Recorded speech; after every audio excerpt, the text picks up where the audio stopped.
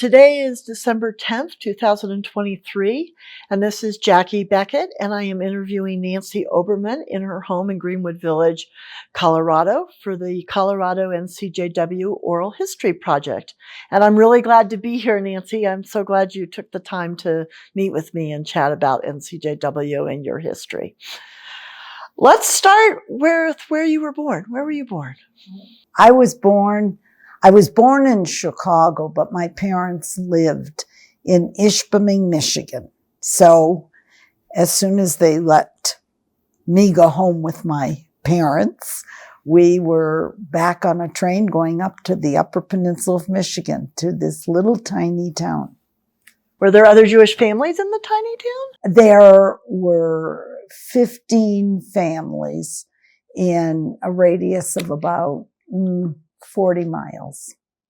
How was it like growing up Jewish in that small community? You know, my parents started a temple when my sister and I were, well, I think I was 5 years old. And, you know, we knew we were Jewish, and I think we didn't really have any problems. But my parents were real leaders in terms of making sure that people hopefully understood what Jews were. But thank God, I mean, at that point, we did not experience the kind of problems that kids are having today. Very interesting. So tell me your parents' names. Willard, my father's name was Willard, but he was called Bill. Bill Cahotis, and my mother's name was Lois Wank Cahotis. She was originally from Chicago, and my father was born in Michigan, but smaller. So where did you graduate from high school? In Ishpeming, Michigan. And were you involved in Jewish activities while at high school as a teenager? No, there weren't any. I mean, we went to religious school. Okay. And how'd you end up in Colorado? Oh, well, I met Paul at the University of Michigan, and he had his first job in Chicago, and I went to grad school in Chicago. And after 2 years in Chicago, we looked at each other and said, is this where we want to stay? And in that time, in 1970, Chicago wasn't, the city that kids love to go to today. And we looked at each other and said, where do we want to go? He, too, is from the Upper Peninsula of Michigan, believe it or not, a different town, even smaller Jewish population. And Paul said, well, he said, I interviewed out in Colorado, and we both skied. So we literally moved out here for skiing. That's great. When you were growing up, were you bat mitzvahed? No, they didn't have bat mitzvah in those days certainly not up there. We were confirmed. Okay. And while you were at college at the University of Michigan, were you involved in Jewish activities there? Somewhat. There was a new temple that was formed in Ann Arbor at the time, more liberal with a lot of the professors and everything. And so my sister, who was older than I was, kind of paved the way, and she kind of got to know them, and I followed, and we taught religious school there. But other than that, we were both in a Jewish sorority, and that was probably the types of activities that young people have today. There wasn't that much. They had a Hillel, but we were raised in Reform Judaism, and the Hillel was much more traditional. And what was the sorority? AE Phi. Okay. And what was your degree? It was, my undergrad was in speech therapy, and then I went to grad school at Northwestern in audiology and deaf ed. Great. And did you have a career? I did for short time when we came out here. I worked for about 5 years, and then when I had my children, I kind of segued into being a mommy, and then starting to, it's when we moved out here, we met a young couple that was very active in the Jewish community at the time. And my friend's name was Carol Slosky, and she's the one who introduced me to National Council of Jewish Women. Great. So we're going to get to that in a minute, but that's great. So what was the year that you came out here? 1970. And you graduated in? I got my master's at Northwestern in 1970. In 1970. All right. And when you came out and you built your home here, well, in terms of religious observation, does that household resemble more of what you had grown up with, or something different? It was what I was comfortable with. And do you belong to a congregation here? Yes. We're at Temple Emmanuel, but we raised our children at Temple Sinai. Okay. And would you consider yourself an observant Jew, a secular Jew, or something different? When you say observant, are you meaning like keeping a kosher home?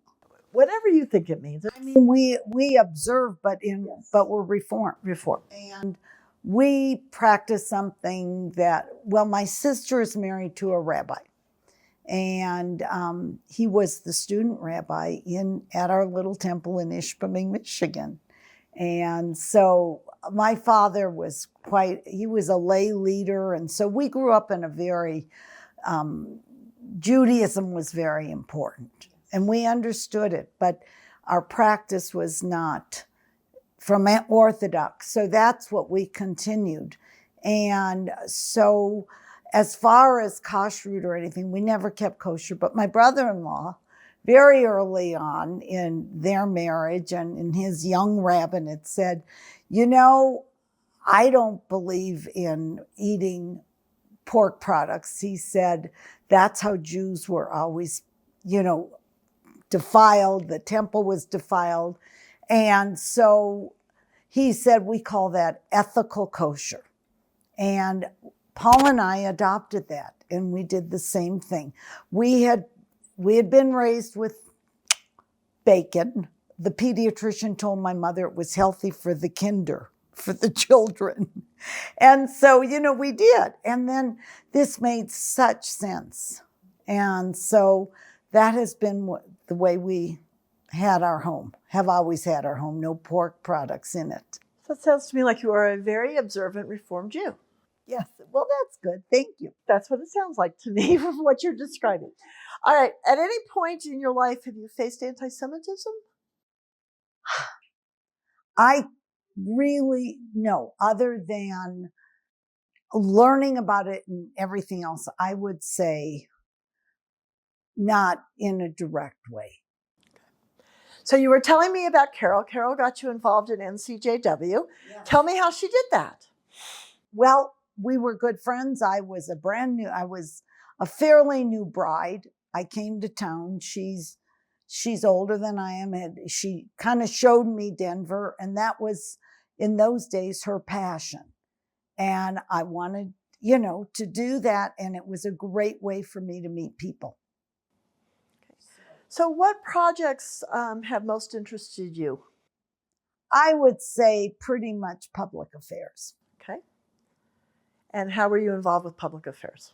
Well, I had, gravitated toward the political arena and the issues that NCJW focused on.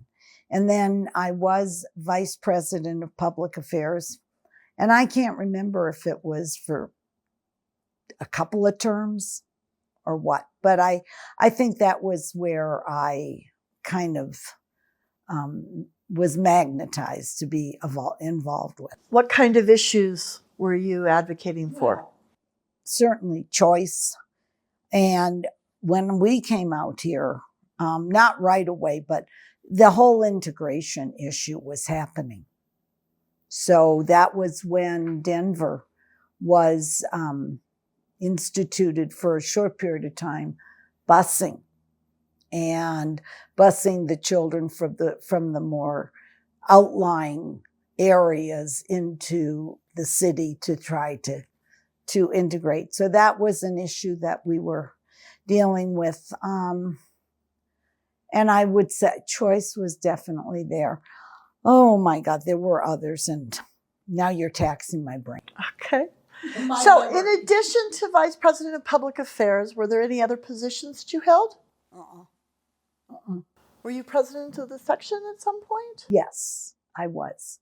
From I believe it was 85 to 88. It was 3 years, so I don't know if it started in 84 or what.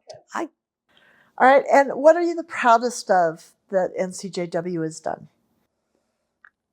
Oh, I think knowing the history and how the women, NCJW was willing to roll up their sleeves and get down and help people, long before I was involved in the poorer communities. And actually, I'll tell you something, my grandmother, my mother's mother, knew Hannah G. Solomon.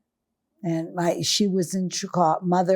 Grandma was in Chicago, and she was a part of that whole thing. We never knew about that growing up, but when I discovered NCJW here, and it triggered memories of my mother's. Wonderful. Have you ever attended a large NCJW conference? Oh yeah, when I was vice president, as well as when I was president, we did go to. Well, we did the regional, was it called regional or district meetings? Mm-hmm. District meetings. District ones in California. And then I was in DC for, I'm not sure if it might have been a couple of conventions. But I was doing all this when I had young children at home. So how did you balance that? Well, they were in school. Thank goodness. And I can remember having my daughter, who at first, when I was first involved, she was 5 years old. And I have a picture somewhere of her sitting at the dining room table, helping, with putting stamps on envelopes or something, because we did all the work ourselves, right? Yep, we still do. Yes. What are you the proudest of that NCJW has done? Oh gosh, I think standing up for women's rights and for children's rights. I think that is very, very important, and I think they were always at the forefront of things like that. What do you think makes NCJW unique?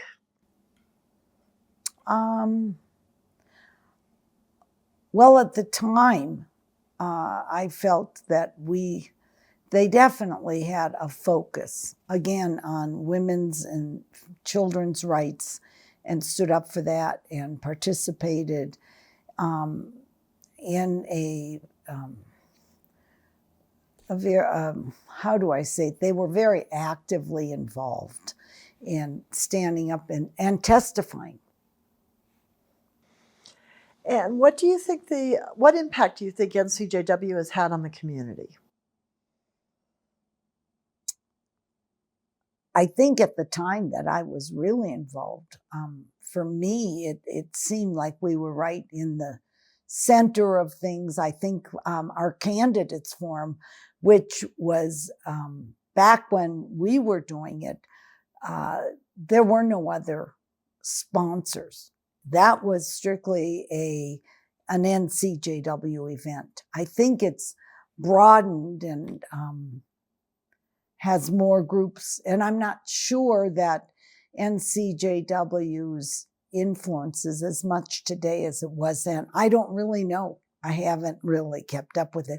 But in the time, and I was talking with Nina Garlett, who in the days when we were on the board together was Nina Laugh, if anyone looks back in history. But Nina was our SPA, and we were talking about candidates forum.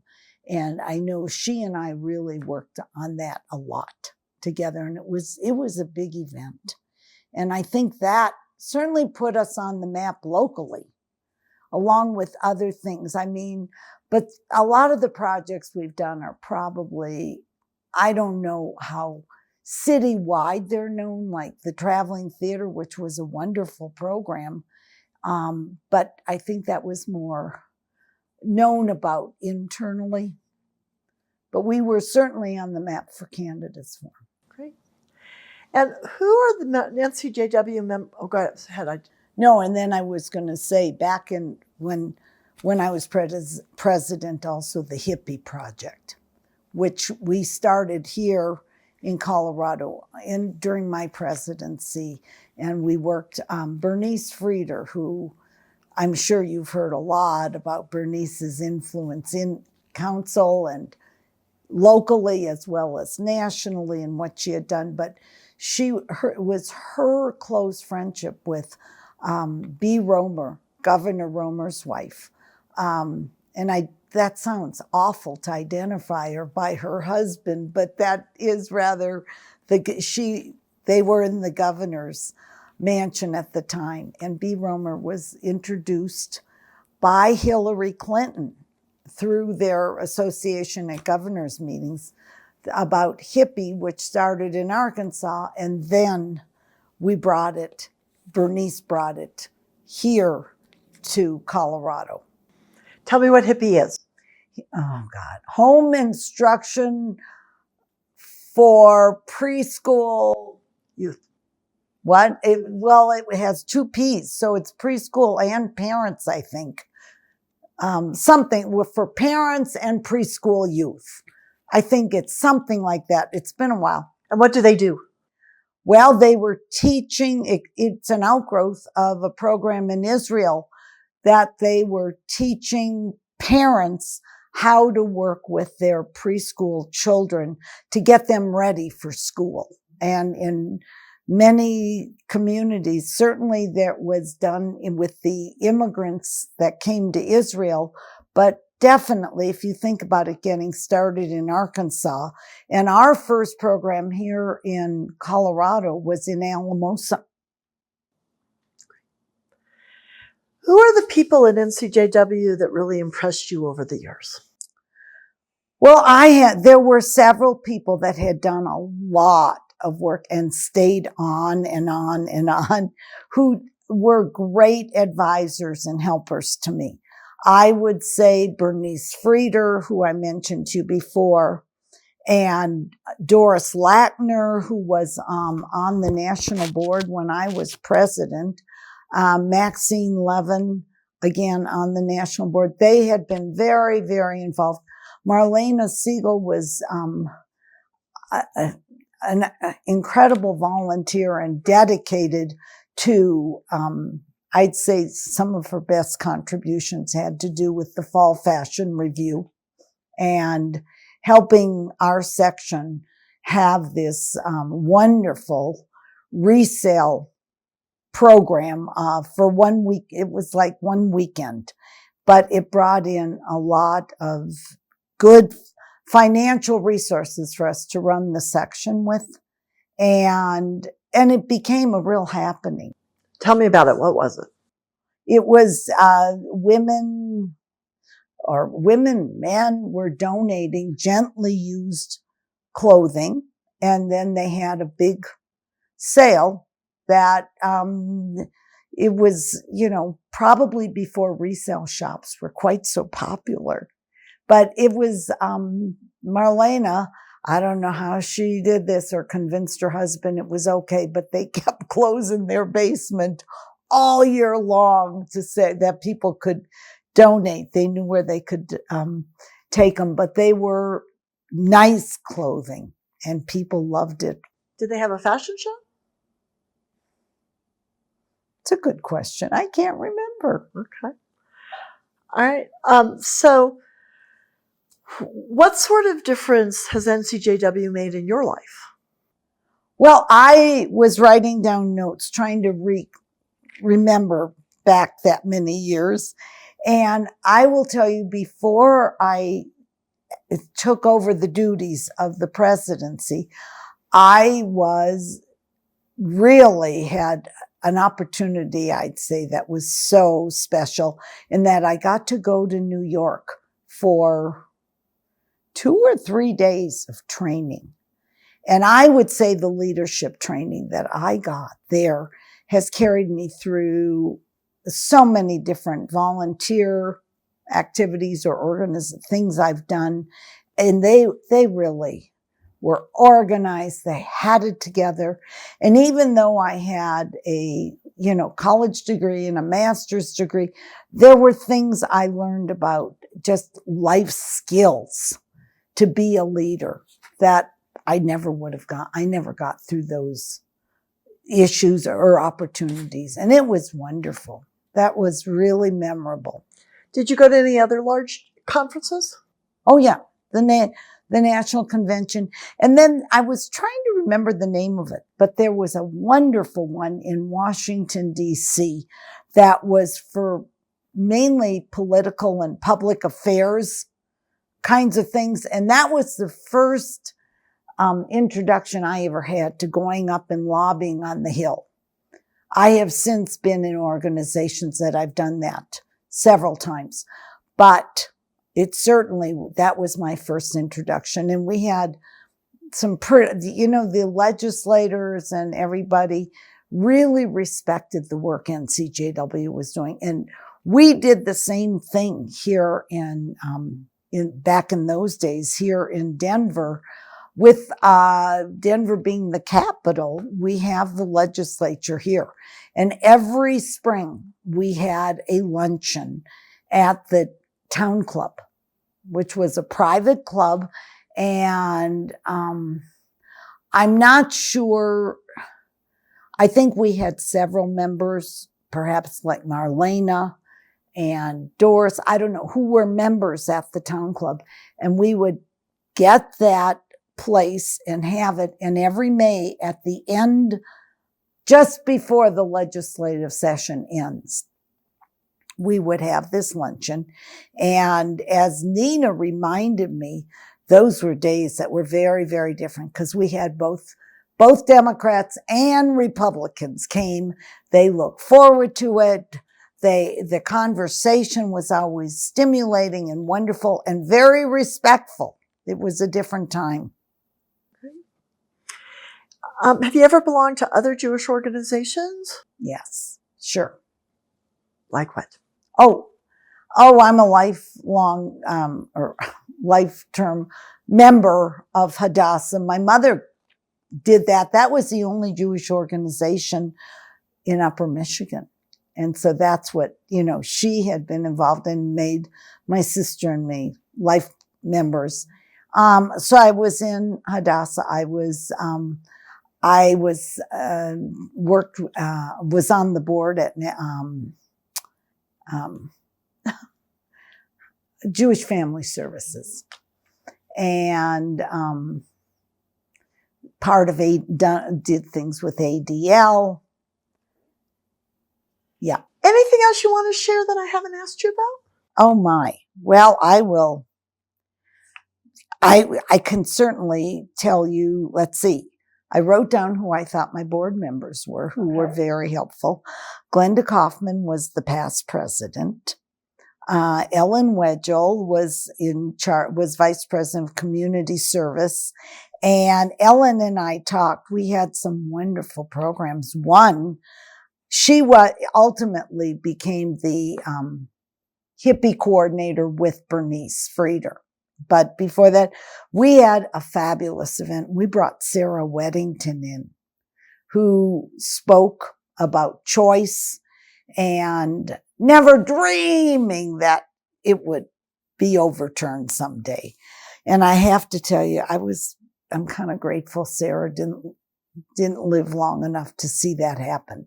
But that was a treat. That was really it was a hugely successful program. The Children's Traveling Theater, and I think that the chair of that was Barbara Nieder at the time. Let's see. We had another wonderful program. Miriam Westheimer. I don't know if you know who she is, but she's Dr. Ruth's daughter. And Miriam was very involved. She chaired the hippie program at National. And so she was here and did a whole program on hippie. And it was that was something that Ellen had worked on. And that was a great program. Choice, was, as I said, was a big, Nina told me that during the time of her being the SPA for National House of Jewish Women was when Gary Hart was running for president. And that Nina was trying to work with Gary Hart's office when we went to Washington, D.C. for this conference, trying to get him to come, because there was a big dinner, as you know, when legislators were invited, and Gary wanted time to speak because he was running for president. And they said, no, everybody will be introduced, but you don't get a chance to speak. And they went back and forth. And it was right before everything came out about Gary's little problems that took him out of the race for president. But at the very last minute, after all this negotiating, Nina got a phone call saying that Senator Hart wasn't coming to the dinner. So I had forgotten about that, but that was one of those wonderful little vignettes from then. I told you about Candidates Forum and how wonderful that was. But, Glenda was past president. Ellen was community service. Janice Wald was our membership chair. She was a young, new bride here in town. Ellen Block was the treasurer. Charlene Levitt had also worked in community services. Judy Schwartz, who has passed on also, was in PR. Lori Levin wrote the bulletin. Lori Levin's husband is now the head of ADL, Scott Levin. So she wrote the bulletin. And I think there were so many others who did, volunteer. During the time that I was president, we were dealing with, do you have nighttime programming because so many women have gone back to work? Or do you stick with daytime things because you've got young mothers with children that are in school and that's when they can't leave at night? And I'm not sure that isn't still probably a tug of war in volunteer organizations, especially one like Council where the women and the volunteers do all the work. So it was an incredible ride. I enjoyed it. I think it had its moments that were, as you know, as a past president, that are very challenging. But I think overall it was quite rewarding. I would say there was just one problem that we had to deal with that was difficult.